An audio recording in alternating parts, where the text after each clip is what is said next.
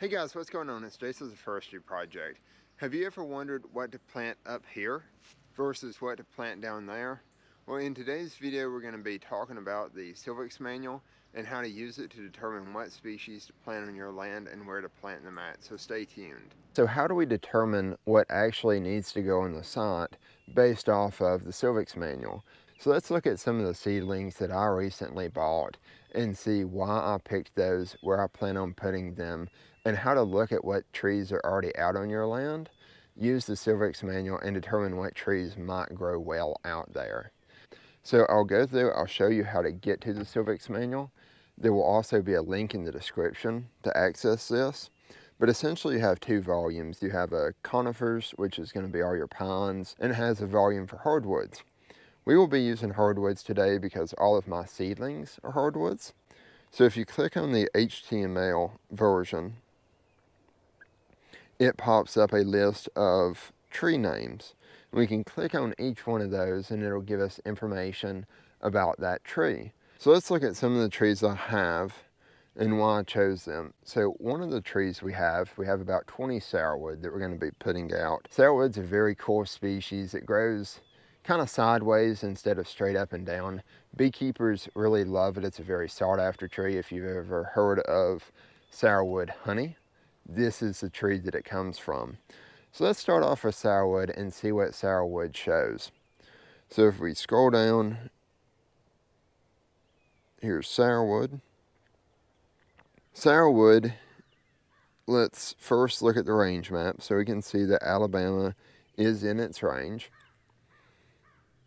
And it gives us, the silvics manual gives us a few very beneficial things to know about the species. So it gives the native habitat, it gives the climate, which will tell you what precipitation it does well in, snowfall if that's applicable, and then the length of your growing season and what it does best. It goes through soil and topography, which if you remember back to my mapping video or how to understand maps video, we talked a lot about the benefits of having a good topographic map for your property and also using the web soil survey to find your soil maps and what type of soil you have out on your land. So this is where it really comes into play when you're deciding what species should go out there. You can look at the silvics manual and see what species based off of your soil and topography. Now another thing it goes through is associated forest cover. So this is through the Society of American Foresters. They went out and listed a lot of different forest covers based off of like similar species growing together. And this is the cover types that sourwood is found in. So it also goes through some species that it's associated with. It goes into its life history as far as reproduction, so flowering, seedling development, growth and yield. It goes through rooting, competition, what stuff can hurt it, that's the damaging agents. So it really provides a lot of good management tools and ideas in the silvics manual. And if we go back up, you can see under soil and topography, it goes through, so it talks about sourwood grows through the Piedmont uplands, which we are in the Piedmont based off of the geographic region. And we can see it's found on well-drained lowlands, not subject to flooding. So we know it grows in the uplands, it grows in the lowlands if it doesn't flood, so we know it can't be flooded. And then it talks about when it goes to the coastal plain, it's on gently rolling areas of the upper portion. Toward the coast, it's restricted to old dunes. So it kind of breaks it down based off of where you're located and then tells you where it grows best. Now we can look at that for each one of the species that we have out here. Now another species that I picked out is a redbud. And redbud was very interesting when I was looking at the silvics manual to decide that. So let's look at redbud and discuss where I might want to plant it. So I'm going to scroll up. It's eastern redbud. Okay, so we can look at the range map again and see that it is in Alabama. And let's talk about soil and topography for just a second, because this is something key to pick up on and why you need to understand your land's topography, but also the aspect. So which direction are your slopes facing? Are they facing to the south, the north, the east, the west? That can determine what species grow there. So if we look at the soil and topography, it talks about redbud is found in xeric to mesic, but grows better on moist, well-drained sites. However, this is a key point I want you to take note of. It is normally more abundant on south-facing slopes where sunlight is more intense and there's less plant competition. So let's talk about that for a second. So if you have a slope and it is facing to the south, why does it get more sunlight and more intense sunlight than if it was facing to the north, let's say? So we're in the northern hemisphere, and if we think about it, the sun rotates around the equator. So while we look up in the middle of the day and we think the sun is directly overhead, technically it's ever so slightly to the south. Now you don't notice that because the sun is so many miles away and it's not far off, but it is a little bit off, and depending on how high you go in latitude, it is more noticeable.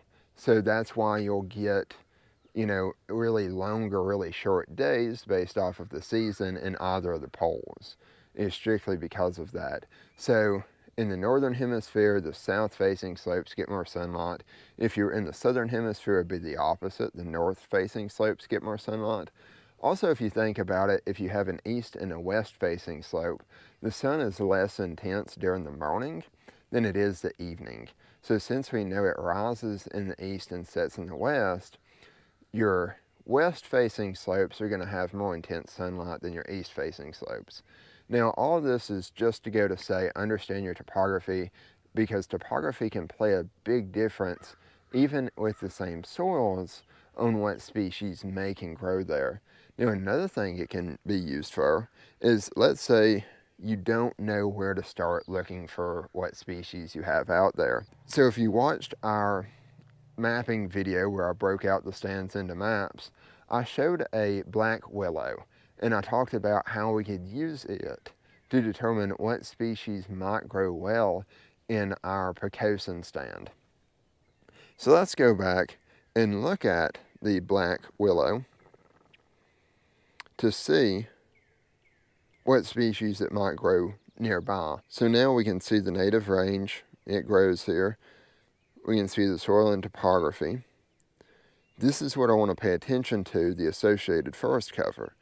So we can look at, it is in a river birch sycamore, cottonwood, sycamore, sweet gum, American elm, bald cypress. We have a few bald cypress that we're going to plant. We talked about planting those around the pond. So maybe we could put a few more in the Pocosin area.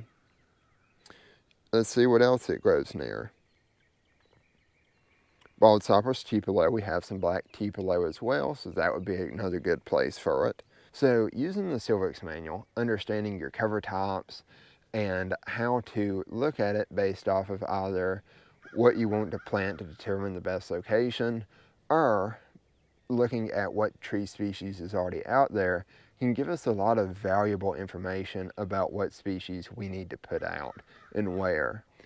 So I hope you got something out of today's video. It's very important to look at the silvics manual, understand your site. If you want to get more into the weeds on your site, I encourage you, look at our How to Understand Maps video, watch our video on getting out on your property. It's very important to get out there.